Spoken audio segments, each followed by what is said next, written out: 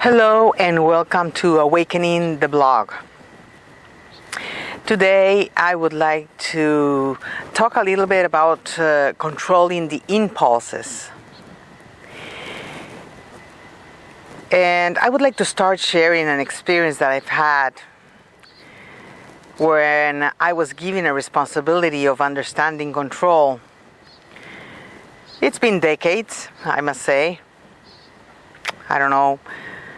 Maybe a couple of decades ago, that this is how it came to me. Well, I must say that by having the moon in the ninth house gives me this possibility of connecting with other realms in a lucid way through dreams. One day, one night, one dream, Virgin Mary came to me in the dream. I'm not a Catholic, but she came to me. She was on top of a bull, not a donkey, as we normally know the story of the Bible of her arriving at Bethlehem in a donkey and everything. Well, she was not in a donkey. She was sitting on a bull with huge horns that later on I would find the relationship. And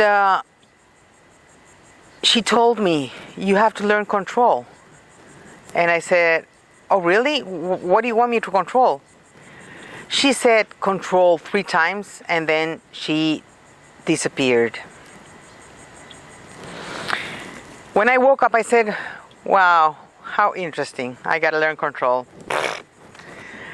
How can one learn control? I mean, what do I need to control? Obviously, I was thinking on a very individual, superficial way of controlling one thing or the other instead of really going deep to the roots of control and what it really meant. So I didn't do anything. I just said, wow, how lucid it was and what a powerful dream. I mean, everything was so vivid. Couple years, I don't know if it was maybe 2 years later, I went to California and I was visiting with some friends at a farm that a friend of mine has. And one night, as I was actually waking up in the early morning, in that hypnagogic state where you are sort of waking up from your dream, I heard her voice again, and she said, you understand now what I meant by control? And I said, no way, I don't understand anything. And as I opened my eyes, I understood what she meant. She said, well, the feeling that I got of the understanding I was supposed to have had was that I needed to control mind, body, emotions, speech, you know, the things that one needs to learn to control in order to keep on developing internally.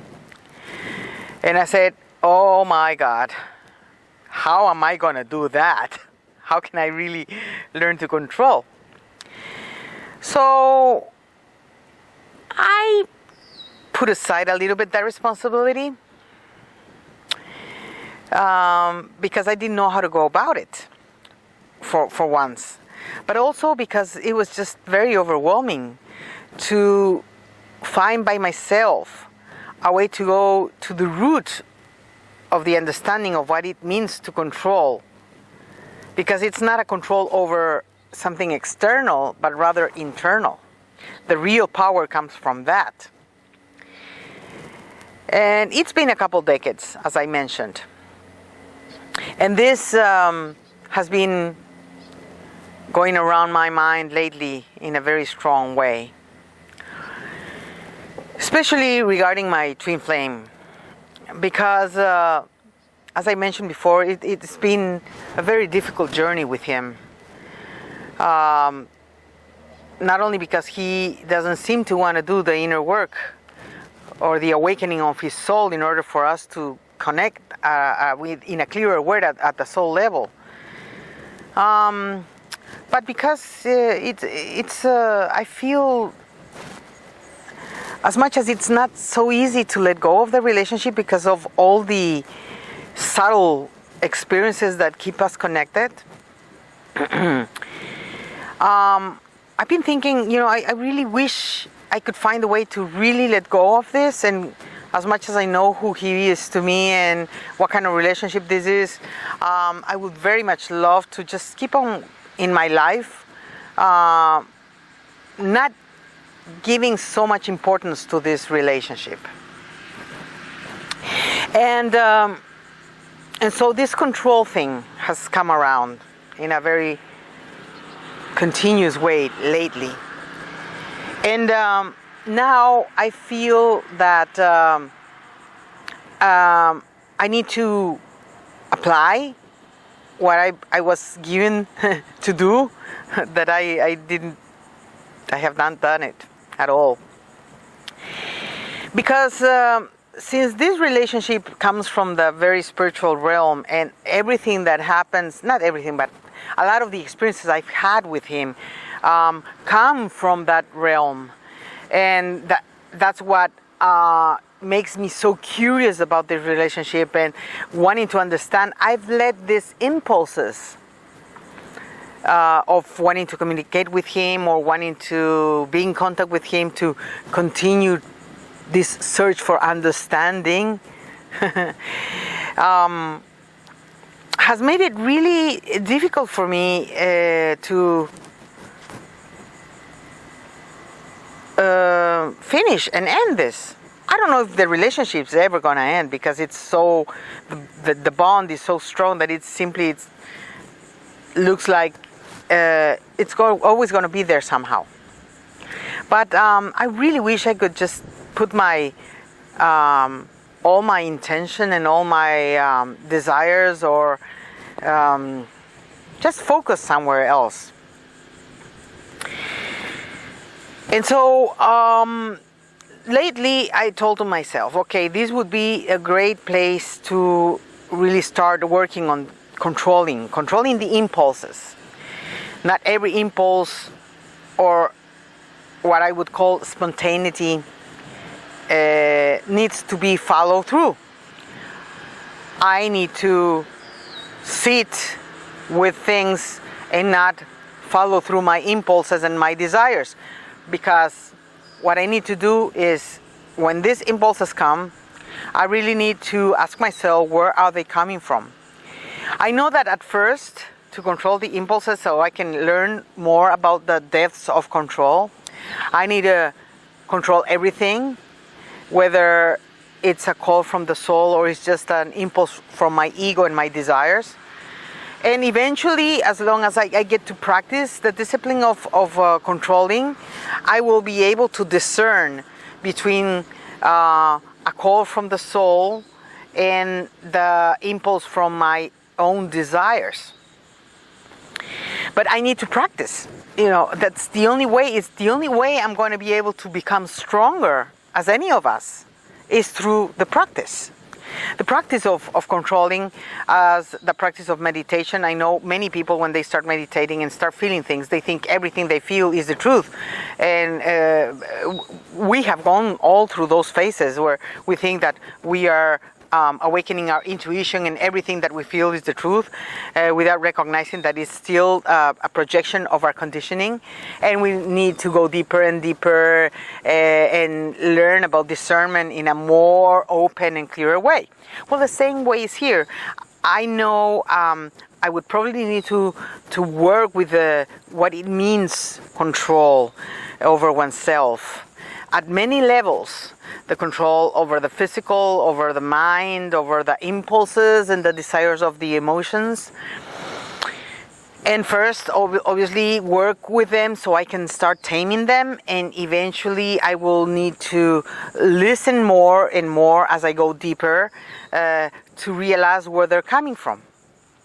So, I've been trying to do, I've not been trying, I've been doing it. I've been actually controlling the impulses to communicate with him. And as much as a part of me really cherish or misses the connection, the contact with him. At the same time, I am letting that sit and rest until I am able to see if it's just coming from my personal desire of what I have discovered about the relationship. And so I'm using this situation and this relationship as a ways to keep on developing and growing internally myself. Obviously, I cannot do much for him. Whatever he does, it's his own responsibility.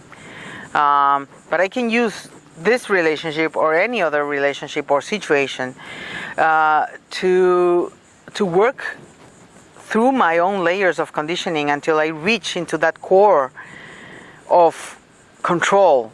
It's not about controlling one thing or the other. It's about the core of control. And for that, we need to work with ourselves and go very much in depth internally to understand that it's not necessarily that the kind of control that makes me a very dry person, but rather a very understanding of the power of control, and so I can be more in tune and aligned with what really is, and not completely driven by the impulses that I think they're spontaneous and that they're coming from the soul, without realizing that they could very well be desires from my own wounds and my own psychological conditioning. So, working deeper and deeper through this, it's taken so many years to be able to just realize a little more. They would just say 3 words or one thing. These disembodied beings, so that at least have appeared to me either through dreams or meditation, and they just go directly to the point. They don't use many words, and then my crazy mind has to figure it all out. So it's okay. It's taking me that much. I probably could have done more, but I also realized that it's been a path where I have been preparing myself to reach this point where I can believe I'm strong enough to keep on digging into the core of control, because it's a really heavy thing, controlling yourself, controlling oneself, having power over oneself, and not power over others, as it's the case of the way the world works now. The world is clearly a dysfunctional world where we want to have control over the rest, but not over ourselves. And so this is a big thing. And I know as much as you can do martial arts and discipline, or meditation and discipline, or have any kind of internal discipline to reach there, it's also, in any way you do it, it's a path of growing inside to become strong enough to be able to penetrate, to go really deep into the core of something, and be able to be in tune with it and understand it at a very abstract level, that it's the way we can connect to that realm where we can have a really huge look of something without necessarily having words to describe it. And so that's where I am right now, working on the controlling of the impulses as I talk, as I feel, even as I eat, and as I want to be driven by my emotions. Mainly the emotional part is the one that I'm really digging into, holding back and observing and trying to discern where that is coming from. And it's not easy. Obviously, we are beings of habits, and when I've had a habit of really being very spontaneous and following my spontaneity, but it's not all coming from the inner source. It could be spontaneous, coming from the ego and the needs. And so I don't know how long this will last, but I'm gonna do the best I can at this precise moment to work in my silence and as much as I can inwardly to be able to control the impulses related to my twin flame and my desire to connect with him or know something about him, and just observe him from the distance on how he's reacting regarding my distance and my silence, and watching even the effects of that on him and on myself as well. So it's interesting. I hope I was clear about all the path and the work we need to do to keep up. As we become stronger, we can go deeper, and it is quite a journey. It is quite a journey. Okay, well, that's what I wanted to share with you today. Oh, and one last thing. I think it was 2006.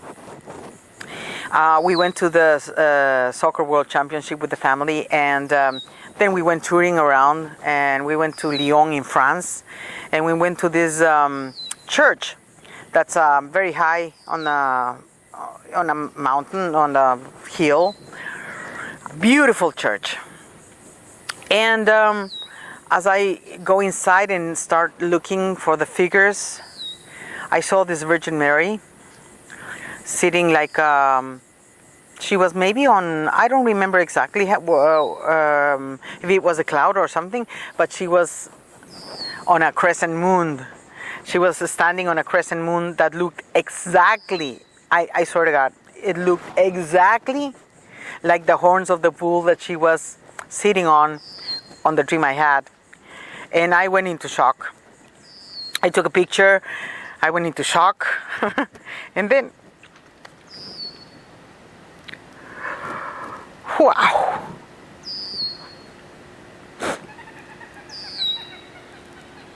The mystery of the subtle world, the mystery of the mysteries, the connection. And then I realized maybe it was not really just a lucid dream that I had, it was more than that. So they gave me a huge responsibility. That was not only for me, but for me to open doors and find ways and I can share this. It was a very, very intense moment when I saw that figure with a crescent moon. That was so long ago, and I have it so clear in my mind, whereas I don't even remember what I did yesterday. Anyway, I am just grateful and lucky that I'm able to have contact with these beings or these realms, even if it's through dreams. And wow, this mystery, this just, I don't know how long I can call it a mystery until I really understand with maybe some other place of myself that's not the mind or the rational mind. But anyway, that's how it happened. I forgot that last piece, and now I understand maybe why I wanted to forget.